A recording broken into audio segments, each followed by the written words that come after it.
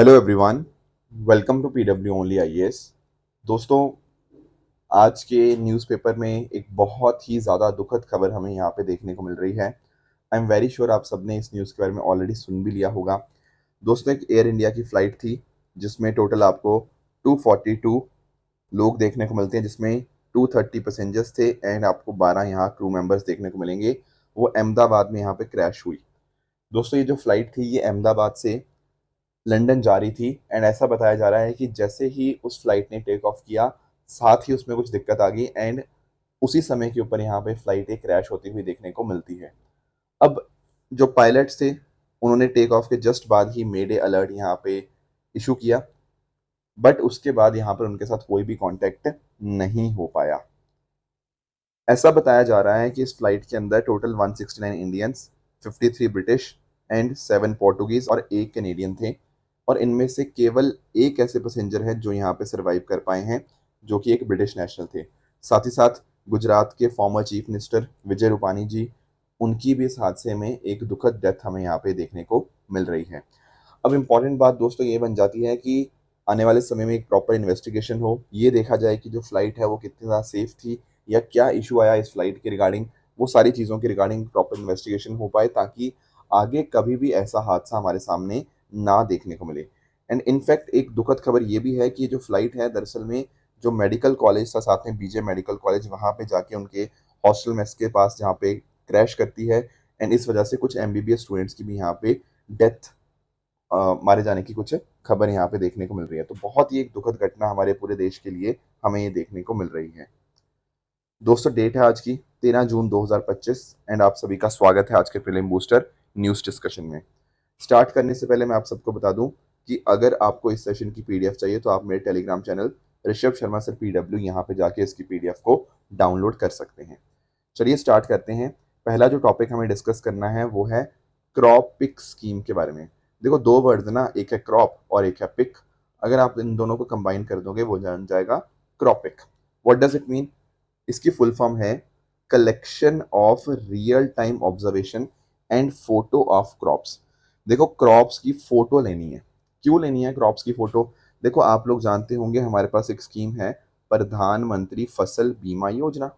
And प्रधानमंत्री फसल बीमा योजना के अंतर्गत हमारे जो किसान हैं उनको यहाँ पर प्रीमियम पे करना होता है, बहुत ही थोड़ा सा। एंड उस बेसिस के ऊपर अगर उनकी फसल खराब हो जाती है तो उनको प्रॉपर कंपनसेशन देखने को मिलता है। जैसे फॉर एग्जांपल, आपका राबी क्रॉप्स के लिए 1.5% आपका प्रीमियम है, 2% आपका खारिफ क्रॉप्स के लिए है एंड उसी तरह से 5% आपका जो प्रीमियम है वो आपका हॉर्टिकल्चर क्रॉप्स के लिए देखने को मिलता है। ठीक बात है, पर हमें पता भी तो होना चाहिए ना कि क्या वो फसल खराब हुई बाद में जाके या नहीं हुई। तो सही समय के ऊपर हम क्या कर सकते हैं, क्रॉप हेल्थ को मॉनिटर कर सकते हैं। तो किसानों को पता क्या करना होगा, किसानों को इस तरह से समय समय के ऊपर फोटोज लेनी होगी इस मोबाइल ऐप के माध्यम से। उस पिक्चर के माध्यम से हमने जो फोटोज ली हैं, ठीक है ना, उससे क्या होगा, हमें रियल टाइम डेटा मिलता रहेगा उस क्रॉप हेल्थ के बारे में। फिर AI based models in images को एनालाइज करते रहेंगे एंड देखते रहेंगे क्रॉप की टाइप क्या है, उसकी ग्रोथ स्टेज क्या है, कुछ डैमेज तो नहीं हुआ। तो यानी कि ना, कल को जब एक तरह से इंश्योरेंस क्लेम की बारी आएगी तो ये सिस्टम जो बना दिया गया है जहाँ पे समय समय के ऊपर पिक्चर ली जा रही है, फिर एआई उसको एनालाइज कर रहा है, तो इससे प्रॉपर ट्रांसपेरेंसी आ जाएगी एंड किसानों को अपना पैसा मिलने के लिए कोई दिक्कत नहीं झेलनी पड़ेगी, क्योंकि क्लेम का प्रोसेस कई बार बहुत लंबा हो जाता है। तो यहीं पर आपको जो क्रॉपिक है ना, वो काफ़ी ज़्यादा हेल्प कर देगा। तो क्रॉप मॉनिटरिंग यहाँ पे बेहतर हो पाएगी, लॉस कितना हुआ है, कितना नुकसान हुआ है, उसको असेस करना आसान हो पाएगा, उसका तेज़ी से हम उसको असेस कर पाएंगे एंड प्रॉपरली फार्मर को कंपनसेशन मिल पाएगा एंड अच्छे से हमारे पास एक डिफरेंट डिफरेंट क्रॉप्स की एक डेटा बेस भी यहाँ पे बनता हुआ देखने को मिल जाएगा। ये है क्रॉपिक। तो इसको यहाँ पे अभी रिसेंटली रोल आउट किया जा रहा है। पहले इसको 50 डिस्ट्रिक्ट्स के लिए रोल आउट किया जाएगा पर सीजन, जैसे फॉर एग्जांपल खारिफ के लिए एंड राबी के लिए। एंड इस तरह से फिर आगे जाके अगर ये सक्सेसफुल रहती है तो और चीज़ों के लिए भी इसको यहाँ पे किया जाएगा।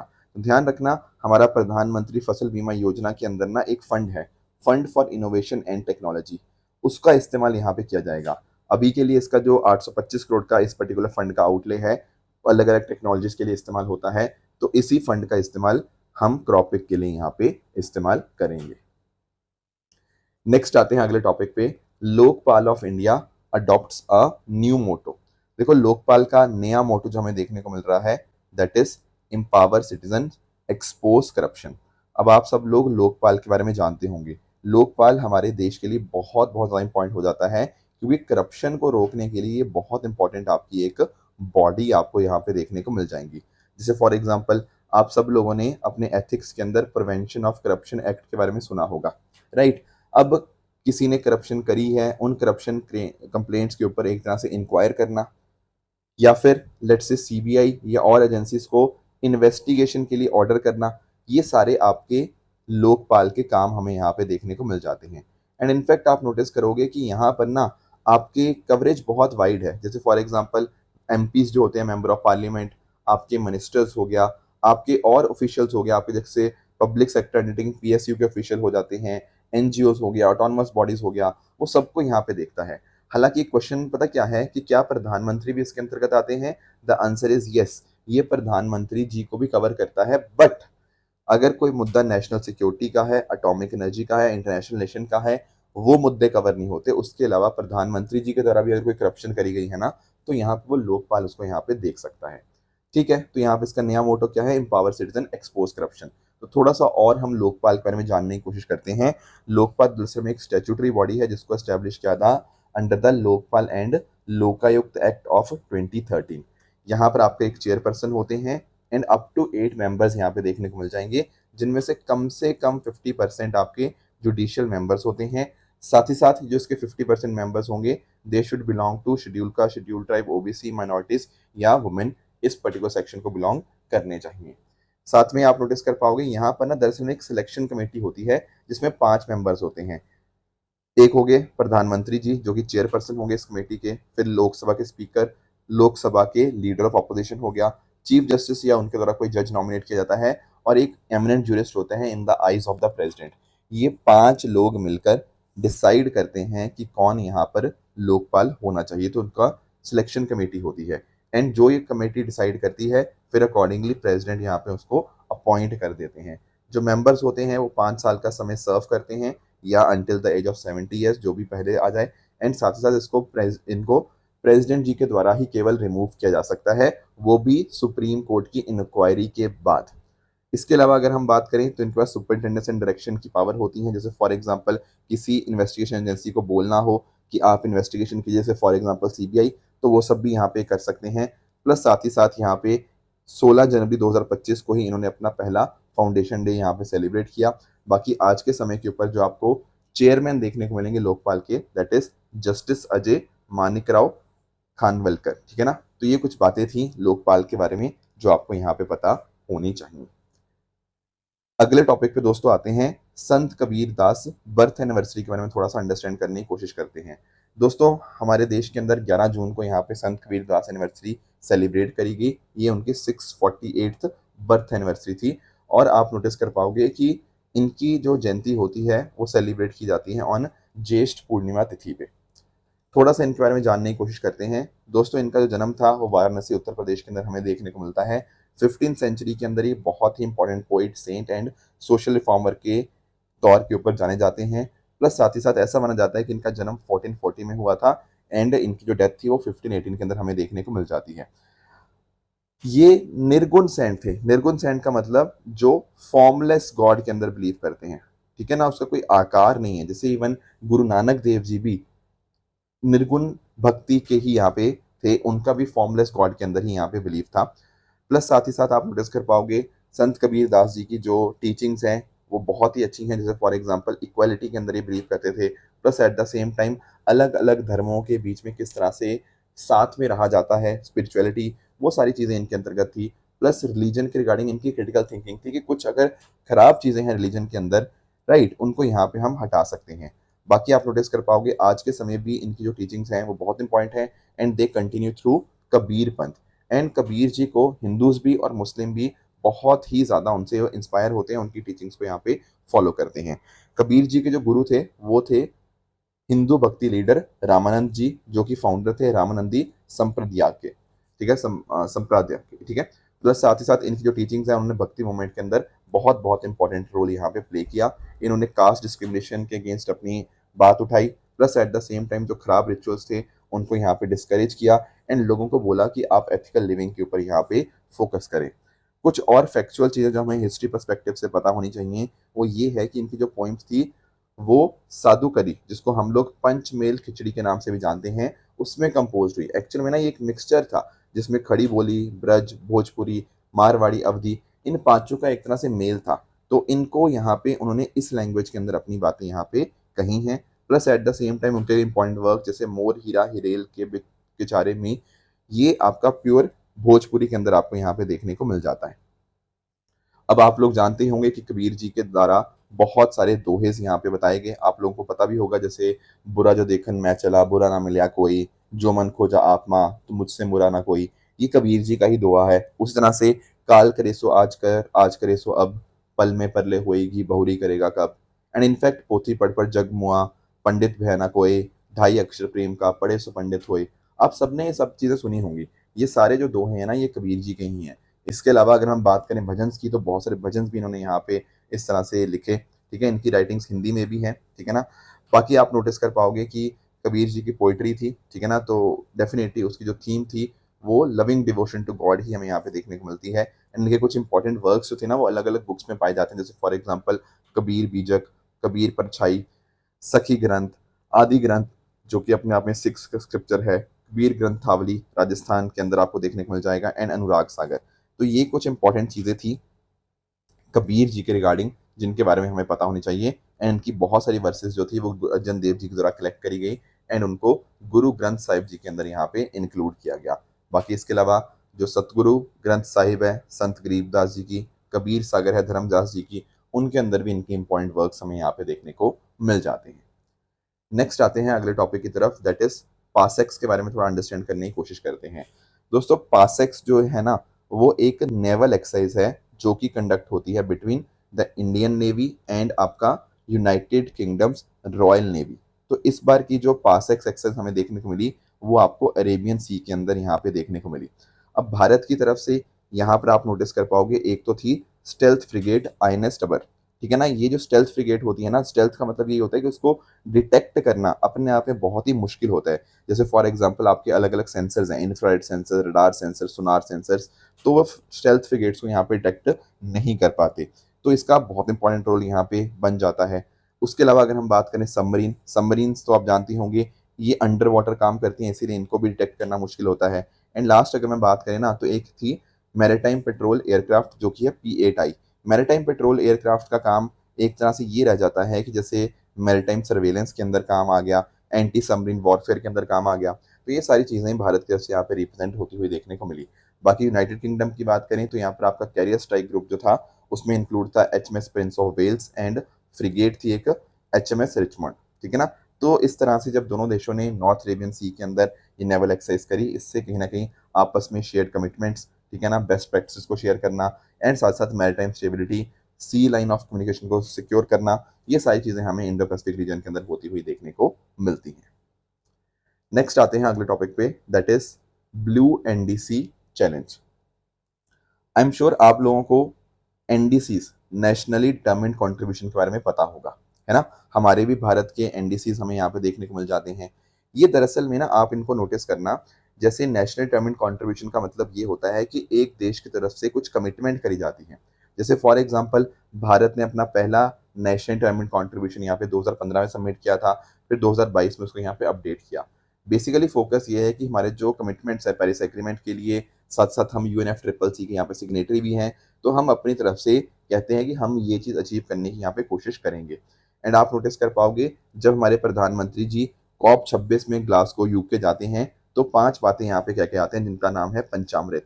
जैसे फॉर एग्जांपल हमें 2030 तक 500 gigawatt non fossil energy capacity यहाँ तक पहुँचना है। साथ ही साथ अगर हम बात करें हमारी टोटल एनर्जी रिक्वायरमेंट्स का 50% जो होगा वो रिन्यूएबल से यहाँ पे आएगा। प्लस 2005 के लेवल के मुकाबले 2030 तक हमारी एमिशन इंटेंसिटी ऑफ ये रिड्यूस हो जाएगी बाय 45% ऑफ GDP। इसके अलावा अगर हम बात करें 1 बिलियन टन रिडक्शन हम करेंगे in total projected carbon emission by 2030। And lastly एक बहुत इंपॉर्टेंट चीज़ है कि हम 2070 तक नेट जीरो कार्बन एमिशन यहाँ पे हम वहाँ तक पहुँच जाएंगे। तो एनडीसी से कोई बाइंडिंग नहीं हो जाती, जैसे इनफैक्ट इंडिया ने भी ऐसे ना कोई सेक्टर स्पेसिफिक चीज़ें नहीं बोल रखी कि हम यहाँ से इतना करेंगे, नो। हमने यहाँ पर ओवरऑल यहाँ पे हमें फिगर यहाँ पे हमने यहाँ पे दी है कि किस तरह से हम एनडीसी को यहाँ पे अचीव करने जा रहे हैं। ठीक है, तो एनडीसीज तो हमें समझ आ गई, पर ये सिर्फ ब्लू एनडीसी क्या है? अब ब्लू जब वर्ड आ गया ना, तो कहीं ना कहीं ये ओशियन के साथ इसका लिंकेज आ गया। अब आप नोटिस कर पाओगे कि थर्ड यूएन ओशियन कॉन्फ्रेंस यहाँ पे हेल्ड हो रही है इन नाइस फ्रांस। उसमें ब्राजील और फ्रांस ने यहाँ पर ब्लू एनडीसी चैलेंज यहाँ पे लॉन्च किया है। अब इसका मतलब क्या है? देखो, जैसे हम एनडीसीज की बात करते हैं, अब यहाँ पे ब्लू एनडीसीज में हम ओशियन के ऊपर फोकस करेंगे। तो जो भी आपके ओशन फोकस्ड क्लाइमेट मेजर्स हैं, उनको एनडीसीज के अंदर इंटीग्रेट करेंगे। एंड इनफैक्ट ना, आने वाले समय में जब COP30 होगा बेलम ब्राजील के अंदर, उससे पहले पहले हमें यहाँ पे इसके लिए यहाँ पे काम किया जा रहा है ब्लू एनडीसी चैलेंज के रिगार्डिंग। तो इन दो कंट्रीज, फ्रांस और ब्राजील के अलावा भी और बाकी कंट्रीज जैसे for example Australia, Fiji, Kenya, Mexico, Palau and Republic of Seychelles, इन्होंने यहाँ इस इनिशिएटिव को ज्वाइन कर लिया है, जहाँ पर वो फोकस कर रहे हैं ओशियंस के ऊपर। ओशियन की हम डिस्कशंस को अपने क्लाइमेट एक्शन की तरफ यहाँ पे लेके आ रहे हैं, ताकि उनका भी प्रॉपर यहाँ पे ध्यान रखा जाए। एंड इसीलिए लेकर आया जा रहा है क्योंकि इससे कहीं ना कहीं ओशन इंटीग्रेट होंगे क्लाइमेट एक्शन के अंदर। हमारे जो मरीन इकोसिस्टम का रोल है, मैनग्रोव, सी ग्रास, कहीं ना कहीं वो बहुत ज़्यादा इंपॉर्टेंट है। Plus at the same time बहुत सारी इन्वेस्टमेंट भी आएगी इससे, जैसे रिन्यूएबल एनर्जी के अंतर्गत, सस्टेनेबल एक्वाकल्चर के अंतर्गत। एंड इसके अलावा अगर हम बात करें, तो ये जो चीज़ है ना, ये हमारे सस्टेनेबल डेवलपमेंट गोल्स के साथ भी अलाइन करती है। फॉर एग्जाम्पल, SDG 13 बात करता है क्लाइमेट एक्शन की, SDG 14 बात करता है लाइफ बिलो वाटर की। तो बिल्कुल ये जो इस तरह से आपके ब्लू एनडीसीज है ना, ये इनके साथ भी इंटीग्रेट करेंगे। एंड इसके अलावा आपके जो स्मॉल आइलैंड डेवलपिंग स्टेट हैं and coastal least developed countries हैं, उनके लिए तो बहुत बहुत ज़्यादा इंपॉर्टेंट हो जाता है, क्योंकि कल को अगर ओशियन में कुछ भी दिक्कत आएगी, तो सबसे बड़ा इम्पैक्ट इन देशों के ऊपर हमें देखने को मिलेगा। So it is very very important कि हम इसके लिए भी यहाँ पे डेफिनेटली काम करें। तो सर, ऑलरेडी कुछ दुनिया में काम हुआ या नहीं हुआ? देखो, काफ़ी काम ऑलरेडी हुआ भी है। जैसे for example, United nation decade of ocean science for sustainable development 2021 से 2030, यहाँ पर हम ओशन रिसर्च को ही प्रमोट कर रहे हैं for sustainable development. Plus at the same time global ocean alliance आपको देखने को मिल जाएगा, जो कि ग्रेट ब्रिटेन ने यहाँ पे फॉर्म किया था, ताकि दुनिया भर की अलग अलग कंट्रीज साथ में मिलकर काम कर पाएं वर्ल्ड ओशन को प्रोटेक्ट करने के लिए। तो कोशिश यही है कि 30% ऑफ वर्ल्ड ओशन बाय 2030 हम यहाँ पे प्रोटेक्ट कर लेंगे इस पर्टिकुलर अलायंस के माध्यम से। एंड सिमिलरली हमें ब्लू कार्बन इनिशिएटिव देखने को मिल जाएगा यूनाइटेड नेशन एनवायरनमेंट प्रोग्राम का, जो यहाँ पर कोशिश करता है कि कार्बन सिक्वेस्ट्रेशन हो गया, है ना, ये जो अलग अलग फंक्शंस है ना आपके, ये सब चीज़ें मेंटेन रहें। ठीक है, जैसे for example green house gases emission, ये अवॉइड हम यहाँ पे कर पाएँ। तो साथ में ग्लोबल पार्टनरशिप यहाँ पे इसके द्वारा यहाँ पे बनाई गई है। तो ये कुछ बातें थी ब्लू एनडीसी के रिगार्डिंग, जो हमें यहाँ पे पता होनी चाहिए। नेक्स्ट हमारा जो टॉपिक है, वो है National Highway Authority of India first ever asset monetisation strategy. सबसे पहले मैं आपको एसेट मोनेटाइजेशन यहाँ पे समझाने की कोशिश करूंगा। देखो, कई बार पता क्या होता है, जैसे हमारा एक घर होता है, पर घर होता है हमारा, कुछ एसेट है, राइट, पर उससे हम पैसा नहीं लेकर आ पाते, वो दिक्कत आती है। कई बार हम उसको क्या कर सकते हैं, कई बार उसको हम रेंट पे दे देते हैं। रेंट पे देने की वजह से पता क्या होता है, वहां पे हमारे पास हर महीने कुछ ना कुछ पैसा आता रहता है, या हर 6 महीने बाद आता रहता है। तो कुछ ना कुछ हम मोनेटाइज करने की कोशिश करते हैं। ऐसे ही हमारे जो पब्लिक सेक्टर एसेट्स हैं, क्या उनका हम यहाँ पे इकोनॉमिक वैल्यू को अनलॉक नहीं कर सकते? बिल्कुल कर सकते हैं। जैसे फॉर एग्जांपल, हम प्राइवेट सेक्टर को इन्वॉल्व करके ऐसा किया जा सकता है। एग्जांपल देता हूँ, जैसे फॉर एग्जांपल कोई हाईवे आपका चल रहा है, क्यों ना आप ऐसा करो कि वो प्राइवेट प्लेयर को दे दो। फॉर एग्जांपल, आपने TOT model, that is toll operate transfer model के अंदर आपने वो प्राइवेट सेक्टर को दे दिया। उससे पता क्या होगा, प्राइवेट सेक्टर आज आपको कुछ पैसे दे देगा। मान लो प्राइवेट सेक्टर ने बोला कि सर ये लीजिए 100 करोड़ रुपीज, अब 1 साल तक हम आपके इस टोल को चलाएंगे, एंड अकॉर्डिंगली वहां पर उस टोल के माध्यम से वो फीस वगैरह कलेक्ट करते रहेंगे। तो सरकार को आज पैसा मिल गया, बाकी जो प्राइवेट प्लेयर था वो 1 साल तक उस टोल को ऑपरेट करता रहेगा, तो उसको मेंटेन भी करेगा एंड उसकी वो कमाई भी होती रहेगी।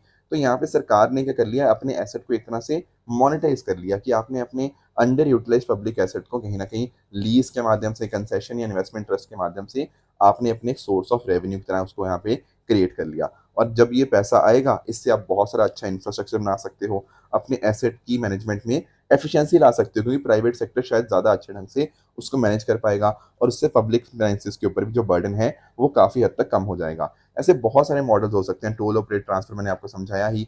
इसके अलावा इंफ्रास्ट्रक्चर इन्वेस्टमेंट ट्रस्ट, जहाँ पर आपके रिटेल एंड इंस्टीट्यूशनल इन्वेस्टर क्या करेंगे, वो यहाँ पे पैसा डालेंगे इंफ्रास्ट्रक्चर प्रोजेक्ट्स के अंदर, एंड उससे रेवेन्यू जनरेट होगा। फिर आपके कई बार लोन वगैरह लेना होता है, तो सरकार लोन ले सकती है by backing it with the toll receipts, की टोल रिसीट्स आती रहेंगी तो वहां से पैसा आता रहेगा, आप हमें लोन दे दीजिए अभी के लिए। तो डेफिनेटली फ्यूचर कैश फ्लोज को भी मोनेटाइज यहाँ पे किया जा सकता है।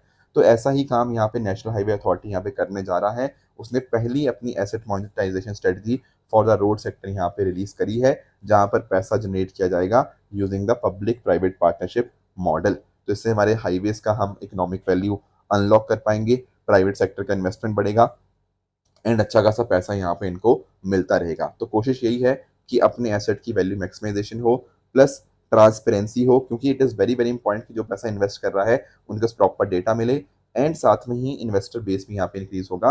एंड जो सारा का सारा पैसा आएगा ना, एक competitive bidding and market based pricing से आएगा। कि ऐसा नहीं कि नेशनल हाईवे अथॉरिटी ने अपने किसी दोस्त को, अपने यार को, किसी को दे दिया कॉन्ट्रैक्ट। नो, ऐसा नहीं होगा। ये प्रॉपर ट्रांसपेरेंट तरह से होगा ताकि सही पैसा हमारे तक आ पाए एंड बिल्कुल ट्रांसपेरेंट तरह से आए। क्योंकि ऐसा नहीं ना होना चाहिए कि एक सरकार और एक प्राइवेट प्लेयर के बीच में आपस में कुछ नेक्सस बन चुका है। तो उसको अवॉइड करने के लिए यहाँ पे प्रॉपर ट्रांसपेरेंसी को यहाँ पे इंश्योर किया जाएगा। तो ये थी हमारी आज की डिस्कशन। अगर हम बात करें ट्रू एंड फॉल्स स्टेटमेंट्स की, यहाँ पर आपके सामने कुछ स्टेटमेंट्स हैं, इनको पढ़िएगा, बताइएगा इनमें से कौन सा सही है एंड कौन सा गलत है। एंड कल जो मैंने आपको होमवर्क दिया था, एक था क्वालिटी काउंसिल ऑफ इंडिया की रिगार्डिंग, तो क्या ये 1997 में सेटअप हुई थी? Yes, as a public private partnership, this statement is correct. FSDC की दोस्तों बात करें तो ये काउंसिल को आरबीआई गवर्नर नहीं बल्कि हमारी जो फाइनेंस मिनिस्टर है वो चेयर करती हैं, इसलिए सेकंड स्टेटमेंट आपका इनकरेक्ट होगा। तीसरा, ग्लोबल इकोनॉमिक प्रोस्पेक्ट रिपोर्ट जो है वो वर्ल्ड बैंक रिलीज करता है, ना कि वर्ल्ड इकोनॉमिक फोरम, तो ये बात भी अपने आप में गलत हो जाएगी। एंड लास्ट की अगर हम बात करें सस्टेनेबल एनर्जी फॉर ऑल की, तो ये आपकी इंडिपेंडेंट ऑर्गेनाइजेशन है but is hosted by United nation office for project services, ना कि इंटरनेशनल सोलर अलायंस, इसलिए ये स्टेटमेंट भी आपका इनकरेक्ट बन जाएगा। तो दोस्तों ये थी हमारी आज की डिस्कशन। इसी तरह से आप सब लोग अपने एंड पे हार्डवर्क करते रहिए। Thank you so much for joining. All the very best.